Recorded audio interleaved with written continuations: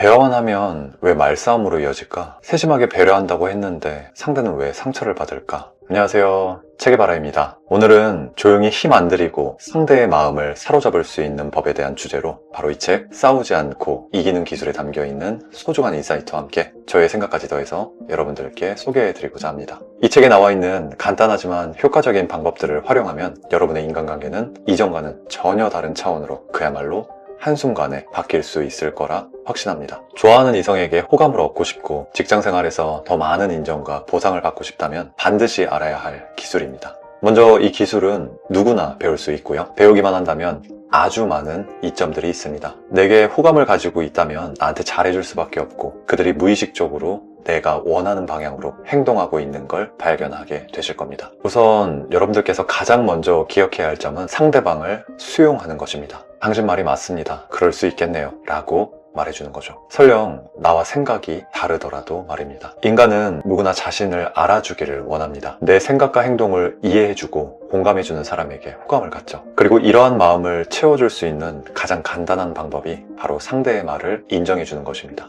우리 회사에서 이런 일 참 많죠. 사장님은 왜 툭 하면 나한테 뭐라 하는 거야? 그렇게 잘하면 직접 하던지. 짜증나 죽겠네. 사장님의 잔소리에 짜증난 직원이 말합니다. 그랬더니 옆에 있던 한 직원이 이렇게 말하죠. 그러면 네가 잘했어야지. 내가 지난주부터 미리 알아보라고 얘기했잖아. 사무실은 그야말로 정적이 흐릅니다. 흔히 일상에서 볼 수 있는 대화인데요. 이런 경우 이렇게 이야기해보는 겁니다. 맞아. 사장님은 매번 너한테 특히 뭐라 하는 것 같아. 내가 너였어도 기분이 많이 안 좋았을 거야. 이렇게 되면 그 동료는 자신의 마음을 알아줬다는 사실에 비로소 상대방에게 마음의 문을 열게 되고 이렇게 문이 열려 있을 때에만 상대방의 말이 들리기 시작합니다. 받아들일 준비가 된 거죠. 이렇게 문을 먼저 열고 난 후에 내 의견을 관철시킨다면 상대방은 내게 설득될 가능성이 훨씬 높아지게 됩니다. 설령 이번에 설득에 실패한다고 해도 나에게 호감을 가진 상태로, 즉 미안한 마음을 가진 상태가 되어 있기 때문에 나중에 또 다른 일로 설득할 일이 생길 때도 내게 좋게 작용하게 되는 것이죠. 상황을 이성관계로 바꾼다 해도 동일하게 적용되겠죠. 핵심입니다. 내 의견을 말하기 전에 상대방을 먼저 수용한다. 이처럼 사람의 본질적 욕구를 세심하게 어루만져 줄 수 있다면 여러분은 싸우지 않고도 이길 수 있습니다. 이제 이러한 사실을 바탕으로 책에 나온 여러 가지 설득의 도구들 중에서 3가지를 꼽아 소개해드리겠습니다. 첫 번째는 바로 공정한 사람으로 보이기. 흔히 인격이란 말을 많이 사용하는데요. 사람들은 훌륭한 인격을 가진 사람에게 매력을 느낍니다. 그건 곧 욕심이 없고 공정한 사람을 뜻하는 것이겠죠. 우리는 그런 사람을 따르고 싶어 합니다. 그렇다면 어떻게 하면 이 공정한 사람으로 보일 수 있을까요? 간단하면서도 효과적인 방법이 저도 당신과 같은 입장이었어요 라는 사실을 전달하는 것입니다. 앞서 말씀드린 예시를 조금 더 발전시켜보면 이렇습니다. 사장님은 매번 너한테 특히 뭐라 하는 것 같아. 내가 너였어도 기분이 많이 안 좋았을 거야. 사실 나도 사장님께 날마다 구박받던 때가 있었어. 그래서 너무 힘들었는데 마감일 이틀 전에 끝내겠다는 생각으로 미리 업무 처리를 하고 나니까 그때부터는 아무 말씀 안 하시더라고.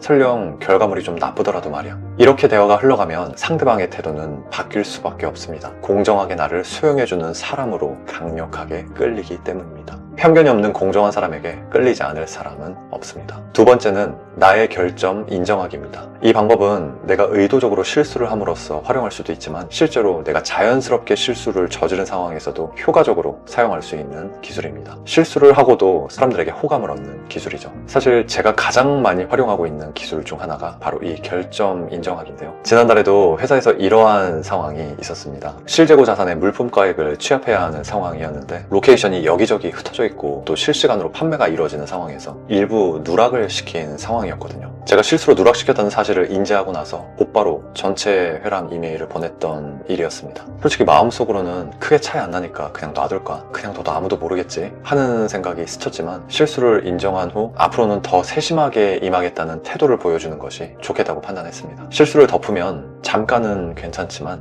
계속 마음이 찜찜합니다. 반대로 실수를 인정하면 잠깐은 안 괜찮지만 계속 마음이 편합니다. 그리고 이러한 편한 마음가짐이라면 뭐든 더 잘할 수 있겠죠. 상대방에게 진솔한 사람이란 평판을 얻는 건 덤이고요. 마지막으로 간단하지만 상대에게 깊은 호의를 보여줄 수 있는 방법, 바로 글 써주기입니다. 위로할 일이 있거나 또는 축하할 일이 있을 때 상대에게 글을 써주는 겁니다. 이메일도 좋고 카톡도 좋고 뭐든 좋습니다. 손글씨로 직접 써준다면 그 효과는 배가 될 것이고요. 글은 말보다 배려의 측면에서 훨씬 강력한 힘을 얻습니다. 직접 글을 써준다는 건 상대에게 그만큼 정성스럽게 시간을 들였다는 느낌을 주기 때문이죠. 정리해보면 상대가 누구든 호감을 얻기 위한 핵심은 처음에 상대의 말에 동의해주는 것, 즉 상대를 수용해주는 것입니다. 인간은 자신이 받아들여졌다고 느낄 때 상대방에게 호감을 갖게 되는데, 이를 위한 가장 쉬운 방법이 바로 상대의 말에 동의를 표시하는 것입니다. 이렇게 하면 상대는 태도가 부드러워지고 자신과 의견이 다른 사람이라 할지라도 여러분의 말에 귀를 기울이게 됩니다. 결국 이를 통해 상대를 내 뜻대로